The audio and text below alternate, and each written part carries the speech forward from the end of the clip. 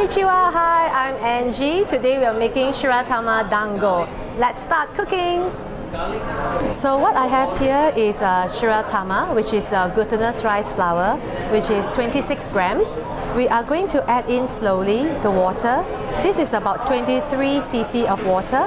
So add it in very slowly to dissolve the Shiratama. And we're going to slowly mix it in. Mix it in until it comes together as a dough.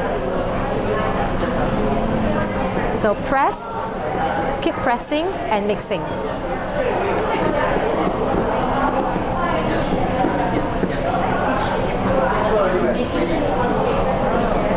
Okay. So towards the end, we are going to use our hands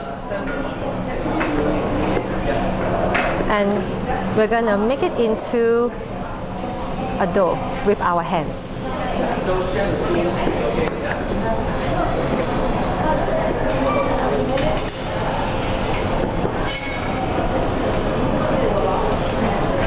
So this is about the right texture. The moment it comes together, it should feel like your earlobe. The texture is something like the softness of your earlobe. So it's something like this. So you pinch it and you test it. Okay, it will be something like your earlobe. Okay, and then we are going to divide the dough into two portions because we are going to we're going to add some coloring. We're going to make it pink and white. So we're going to divide into two portions.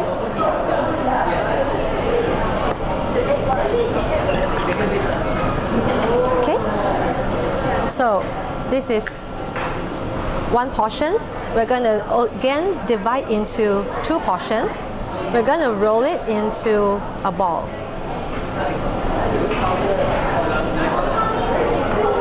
Okay, same goes to this one. Make it into a ball. Okay, right. Now this one we are going to add in a little bit of food coloring. A little goes a long way. So just add a bit and then you're gonna shape it until the color that you want. So I'm gonna add a little bit more.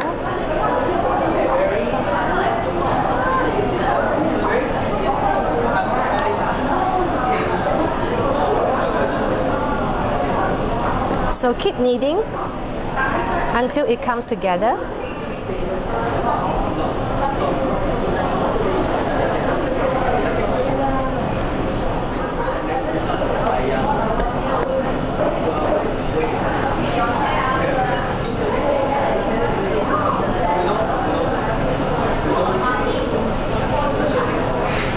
Sometimes we also add matcha powder just to make the green color so that it's more natural. So if you have some matcha powder, you can also add it in. Okay. Alright. So now we are going to divide into half as well. And we are going to make into balls. Shape it into balls.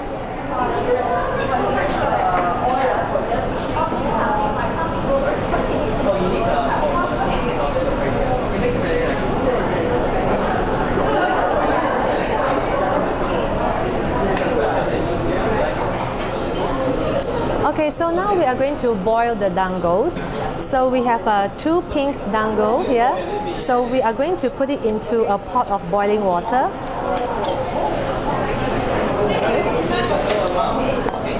And also we have white dango. So we're going to put into the boiling water as well. And you can boil it together. For the dango, now it's boiling. Make sure that the water is boiling. Then you add it in. And when it starts to cook, it will float to the surface. So we will wait until the dango floats to the surface and then it's done. Okay, as you can see, the dango has floated up to the surface of the water. So what we want to do now is we're going to strain it out because the dango is done at this point. So we turn off the heat and we're going to strain the dango. And we are going to transfer into a bowl of cold water. Okay? So that we want to cool down the dango. If you don't do this, while it's hot, it will stick together. So now we just want to keep it aside until it's cooled down. Okay, so now we're going to make the mitarashi sauce. So it's very simple. What we have here is 100 cc of water. So I'm going to put it into the pot. And then I have 1 tablespoon of potato starch. We're going to put it into the pot as well. Okay. We also have mirin. Mirin is 2 tablespoons.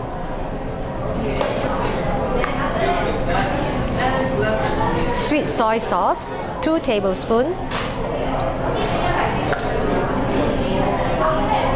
And sugar, caster sugar, 3 tablespoons. So we all put into the pot. So now we will start cooking. So turn on the heat. We will start cooking at medium heat. So the thing to look out for is we will start to cook at medium heat until all the sugar has dissolved. And then what we want to look out for is a thick and glossy sauce. So right now, as you can see, it's still very watery and it's not glossy yet. Okay? So we will stir occasionally.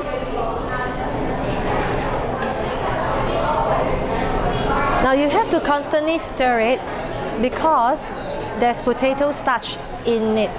So if you do not stir, it will gel together. So as you can see, it starts to turn.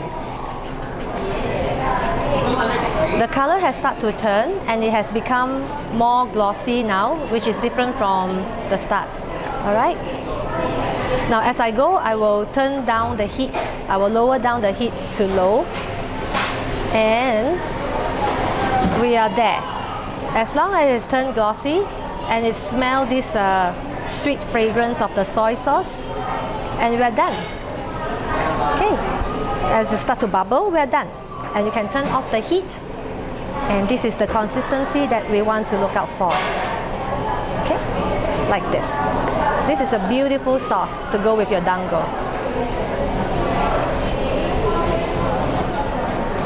Okay, hi. So now we are back to how to do the plating of the dango. So we have already soaked the dango in cold water. So now it's time to take it out. So use a strainer, lift up the dango, and what we want to do is strain it on the kitchen paper towel to remove excess water. And then we transfer onto plates. Choose a very beautiful plate to go with it. Okay. So we are going to drizzle on some mitarashi sauce. So you can see that the sauce that we have cooked earlier. So what I do is I'm gonna just drizzle some onto it.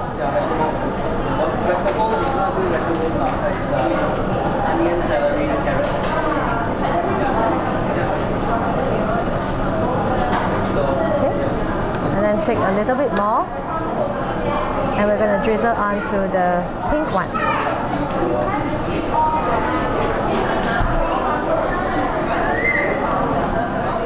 Okay, here we are, the mitarashi dango. It's all done.